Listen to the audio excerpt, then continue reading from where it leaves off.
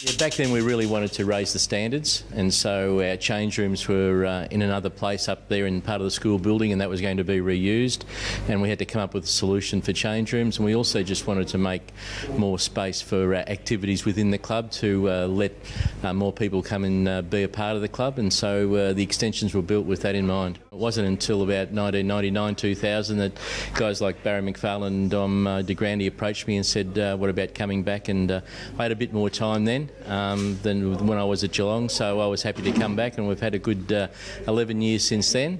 But you know, when we came back, we just wanted to sort of see if we could raise the standards a bit to make sure people were more aware of the responsibilities, not just at this cricket club, but in sport. Everything's much more responsible now. You've got to be careful how you conduct yourself, how you raise your money. You can't rely on just drinking all night to make ends meet. You've got to do things in a different way, set the standards for juniors coming through. And so some of those things have unfolded over the time, and it's been good. What were some of the traditions off the field around the club, and then also a few end-of-year trips, anything like that to shed some light on? Yeah, a couple of the cricket trips probably weren't as big back then in terms of going interstate like we've had in the later years, but there was always a tour going somewhere. I remember vividly one to Warrnambool with the Hayes brothers. That was always very interesting.